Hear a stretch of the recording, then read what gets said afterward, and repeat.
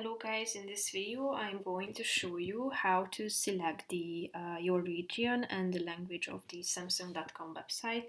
But first I just want to mention, don't forget to subscribe to my channel because at 10,000 subscribers I am going to show you my whole YouTube revenue statistics and growth strategy, how to make money online. Now let's jump into it. First of all, open the website on your device and then go to your home page.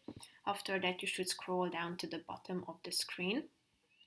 And here on the left side column down below, you can, or not the column, the left side corner of the screen, you can find the region and the language. So tap on it if you would like to change it. And here you can choose from a bunch of options. So tap on the relevant one.